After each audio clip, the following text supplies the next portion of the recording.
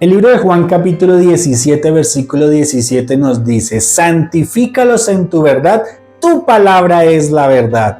El mundo se moviliza buscando la verdad, y cada uno en afán de encontrar esa verdad o de promulgar esa verdad pueden llegar a crear conflictos no solamente de palabras, conflictos no solamente de amenazas, sino conflictos bélicos, inclusive llegar a quitarle la vida a otra persona por defender esa verdad. Y uno dice, ¿hasta qué punto llegamos? Sin embargo, algunas personas o algunos poderes tienen esa intencionalidad. Y entonces estamos hablando de que esto se trata de un conflicto de fronteras, que esto se trata de un conflicto económico, que esto se trata de un conflicto de dos diferencias de dos poderes y alguno de ellos tendrá entonces la razón, o será más bien un conflicto de a quién estamos adorando. ¿Qué es lo que dice la Biblia? Porque a veces los otros conflictos parecieran distractores y no estamos centralizados en el verdadero conflicto inminente que tiene la humanidad y hacia cuál se le está apuntando. La Biblia nos habla realmente de un conflicto de adoración. Así que hablemos del conflicto inminente.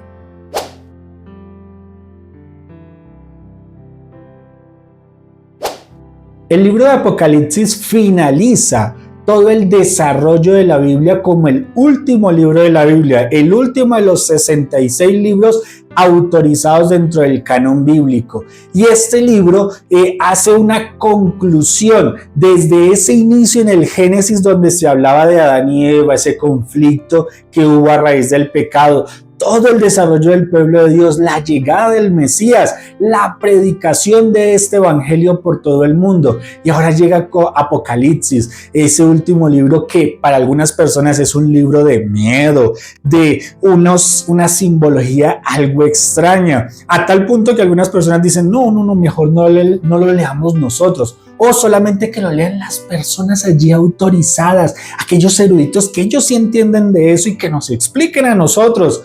Cuando realmente el libro de Apocalipsis no es un libro encriptado donde hay que tener una lupa investigativa allí y empezar a hacer unos jeroglíficos para poder descifrar alguno de sus versos. No, algunos lo llaman un quinto evangelio, porque realmente el propósito del libro de Apocalipsis es aportarnos ese amor de Dios para este último tiempo y cómo se está desarrollando ese movimiento de Dios para este tiempo final, anunciado desde hace muchísimos años a uno de sus grandes discípulos como lo fue Juan.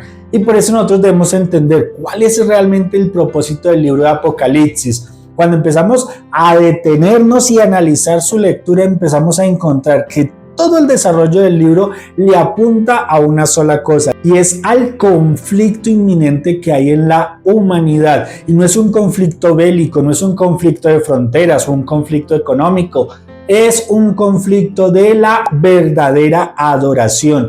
Y esto tiene más lógica con todo el desarrollo de la Biblia, porque realmente el propósito de la Biblia es mostrarnos la correcta adoración hacia nuestro Dios, en cómo debemos adorarlo, cuándo debemos adorarlo, en qué día debemos adorarlo. Y de esa manera cierra la Biblia enseñándonos que el libro de Apocalipsis presenta como su conflicto final en este libro de Apocalipsis, y es la adoración. ¿A quién vamos a adorar? ¿Cómo lo vamos a adorar? ¿Realmente estamos entendiendo que tenemos un Dios creador que estableció en 7 días su creación, no en miles y miles de años, sino 7 días literales, y que el último día descansó? Y por eso en la ley de Dios está allí como un recordativo.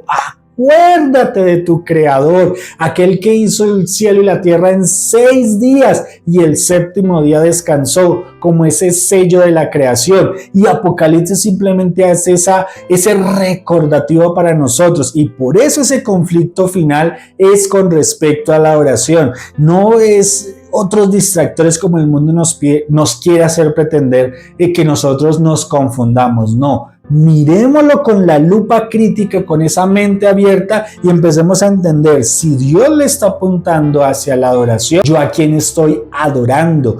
¿Por quién me estoy dejando influenciar en mi desarrollo espiritual? ¿Será que Dios sí está dominando mi vida o son esos distractores que el mundo a través de todos los medios que tiene nos hace desviar de la verdadera atención de adorar a nuestro Creador? ¿Quién tendrá esa intención para que no nos concentremos en la Biblia y digamos, no, eso no leamos ese libro, más bien veamos estas cosas, distraigámonos de esta manera? Prestémosle atención a la verdadera adoración.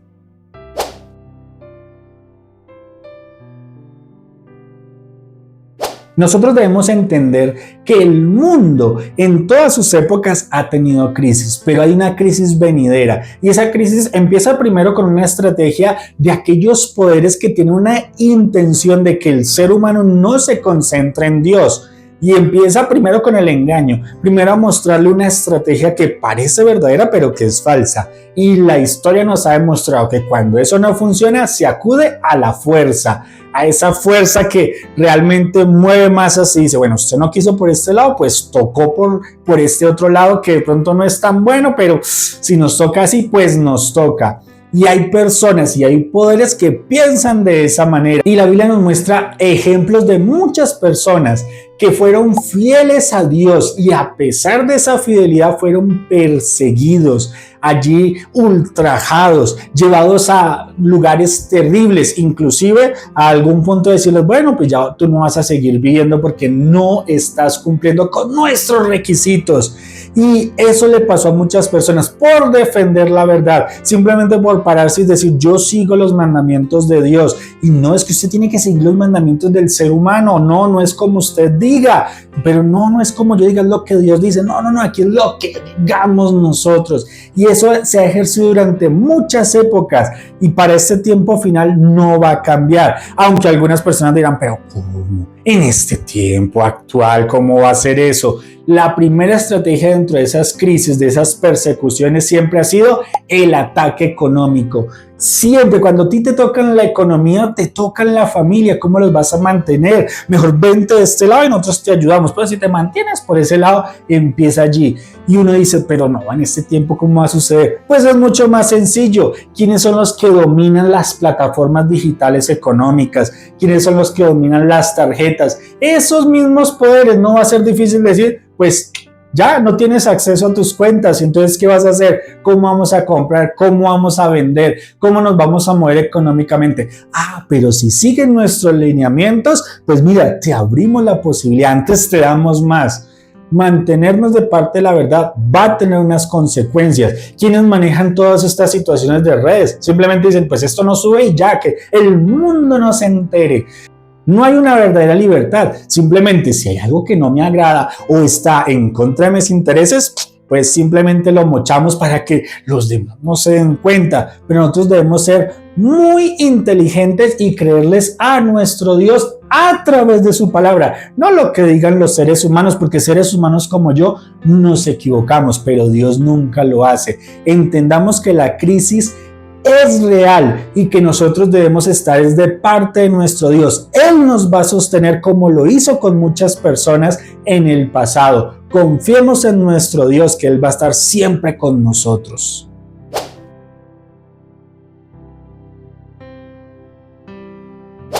Apocalipsis 13, 1 y 2 nos habla de una bestia que sube de las aguas, que tiene un nombre blasfemo y que además de eso es una bestia que tiene una boquita un poquito sucia, por decirlo así, porque dice blasfemias. Y entonces uno se pone a pensar, pero ¿cómo así? ¿Será que es una persona? Debe ser una persona que empieza así como a decir cosas inadecuadas, cuando realmente nosotros debemos entender algo. El libro de Apocalipsis, si algo tiene dentro de su desarrollo profético, no es empezar a acusar a personas individuales, porque nosotros no podemos pensar y creer que una sola persona va a tener una autoridad mundial. Eso es ilógico, no cabe dentro del raciocinio y eso es uno de los distractores más grandes que hay. Nosotros debemos pensar es como organizaciones, naciones, poderes, grupo de personas que han tenido esa autoridad para ejercerla y así someter a las demás personas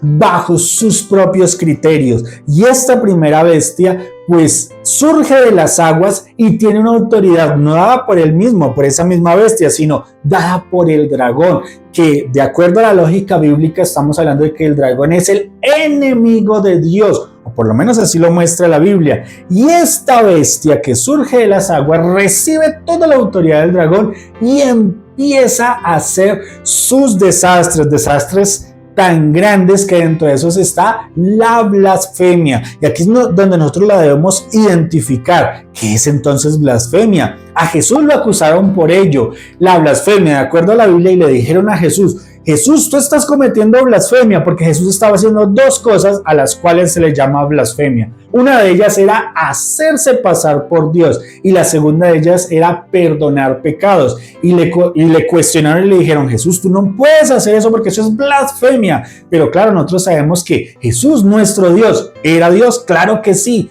¿Podía perdonar pecados? Claro que sí.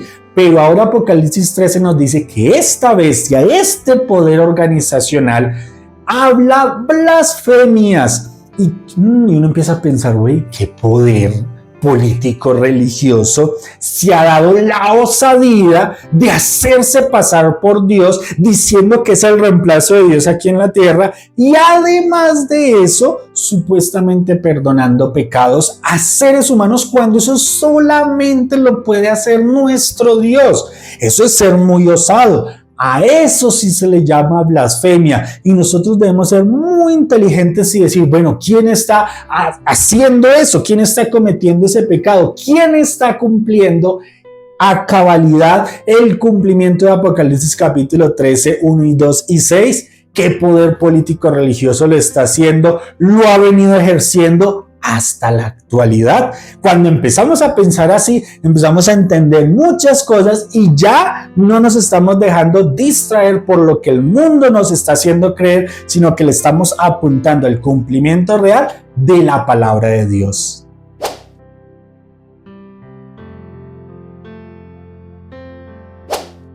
Otra característica que cumple esta bestia de Apocalipsis 13, que sube de las aguas, es su tiempo de poder y o de dominio sobre la humanidad. Nos habla de 42 meses, que si lo pasamos a días son 1260 días. En el desarrollo profético que estamos hablando de día por año, como lo muestra la Biblia, estamos hablando de 1260 años. Y uno dice, ve, qué poder político religioso ejerció durante 1260 años una influencia en el mundo. No hablemos de manera positiva, sino más bien de persecución, de ir en contra de aquellos que obedecían a Dios a tal punto de llevarlos al límite, inclusive a que no existieran más. ¿Qué poder fue el que reemplazó a otro poder político que estuvo allí ejerciendo dominio, y vino a este poder que surge de las aguas, que ejerce el poder político religioso y empezó a dominar?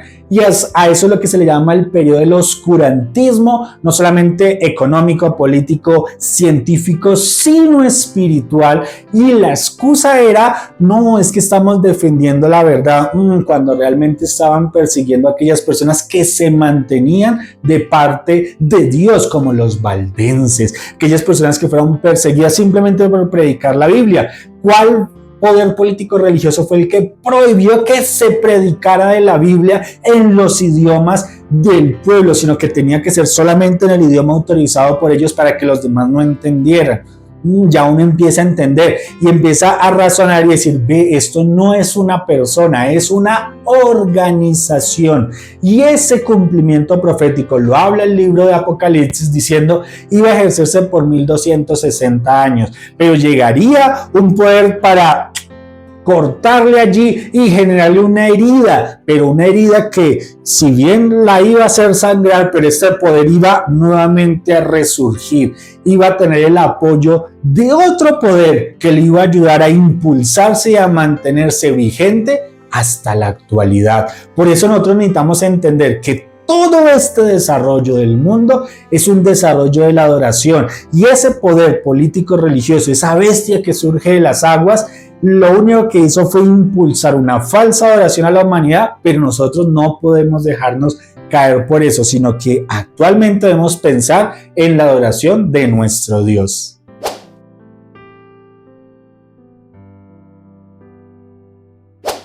Y Apocalipsis capítulo 13 finaliza hablándonos de una segunda bestia que ahora surge de la tierra. En comparación con la primera bestia, esta segunda surge de la tierra, la primera surge de las aguas. La Biblia nos habla de que cuando son las aguas dentro del contexto profético, estamos hablando de muchedumbres de personas. Quiere decir que esta segunda bestia surge de un lugar donde no hay aguas, que es la tierra, como lo dice Apocalipsis capítulo 13. Esto quiere decir un lugar desolado. Ahí ya empezamos a entender hacia dónde le está apuntando el libro de Apocalipsis. Y otra característica es que esta segunda bestia nace finalizando el dominio de la primera bestia. Cuando la primera bestia recibe esa herida mortal, esta segunda bestia nace como ese cordero, pero que habla como dragón. Y entonces uno empieza a pensar, bueno, ¿qué poder político nace finalizando el periodo de la primera bestia? ¿Cuál es ese poder que nace por allá y que se establece en 1789 como un poder de libertad? En un periodo que venía del oscurantismo, nace una esperanza en un lugar que no era visto por la humanidad, que no era conocido, que no era tan poblado, y nace una esperanza de un poder que promete una libertad, así como el Cordero, y dice, no, este es un país de libertad, con unas leyes establecidas para que todo el mundo ejerza aquí con tranquilidad, sin persecución, y de hecho, muchos peregrinos salieron de donde estaba esta primera bestia, huyendo de ella, y llegan a ese lugar, a esa tierra que los recibió, para poder ejercer esa libertad, pero al final hablando como dragón, porque su objetivo era que todos miraran a la primera bestia, para que la adoraran a la primera bestia, para que esa herida mortal fuera sanada y esa bestia ahora resurgiera y volviese a tener el mismo poder, que si bien no iba a ser poder militar mundial como antes, porque ahora hay otros poderes alrededor que no iban a permitir eso. Pero esta bestia que surge de la tierra, su objetivo al hablar como dragón, y lo dice el libro de Apocalipsis capítulo 13 desde el versículo 11 en adelante, era ejercer que todas las personas le apuntaran a la primera bestia y la ayudaran a levantar, que la adorasen. Y además de esto, esa segunda bestia establece una imagen para que todos adoren esa imagen recordando a la primera bestia, y termina diciendo que va a ejercer esa influencia tan feroz que obligará a las personas a que se marquen totalmente para que demuestren su adoración a esa primera bestia. Pero no es un microchip, no es un código de barras, sino un establecimiento de adoración. Porque si vienen y te dicen a ti, vamos a colocar un microchip para que adores a ese poder político religioso, pues muchos dirán, pues no, a mí no me lo van a colocar y punto. Pero cuando nos dicen, hay un día de la familia, hay un día para adorar, y empiezan con esa propaganda mediática donde empiezan a salir ahora sí los valores familiares, el descanso familiar, la familia merece respeto, debemos cuidarnos, debe haber un día dentro de los 7 días, así como ya ese poder lo dijo públicamente, y ese debe ser el día de oración. Y si alguien dice, pero espere, ¿eso es lo que dice la Biblia? Porque cuando vamos a la Biblia encontramos dentro de los 10 mandamientos que sí hay un día de adoración, hay un día establecido por Dios. Y cuando nos vamos más atrás encontramos que en 6 días Dios creó los cielos y la tierra, y hubo un séptimo día donde Él descansa de su trabajo, no porque Dios estuviera cansado, sino para demostrarnos que hay un día de descanso mental, un día de descanso para conectarnos totalmente con nuestro Dios, es decir, que hay un día de adoración, y eso se recuerda dentro de la ley de Dios, escrita con el dedo de Dios. Pero ahora esta bestia dice, no, pero es que ese no es el día, sino que es el día que nosotros hemos establecido. Y entonces uno dice, y si yo digo, no, yo adoro el que dice la Biblia. Entonces ahí ya tiene más sentido. No vas a adorar como nosotros decimos, sino como tú dices. Eso ya no hay libertad, ese cuento de que, no, entonces voy a denunciarlos. Cuando hay crisis, esos derechos se acaban, y todas las situaciones de crisis lo han demostrado durante la humanidad. No va a cambiar nada cuando se llegue ese momento de la imposición de ese día para adorar falsamente con una intención de unidad familiar, cuando realmente la Biblia no le apunta a eso. Nosotros no nos desanimemos, confiemos en nuestro Dios, mantengámonos firmes, obedezcamos los mandamientos de Dios, porque la Biblia y el libro de Apocalipsis nos recuerda que la característica del pueblo de Dios es que tiene los mandamientos de Dios y promulga, promueve y vive esa fe de Jesús. Hagamos eso tú y yo, y de esa manera marcaremos la diferencia, y tranquilo, tranquila, Dios estará con nosotros.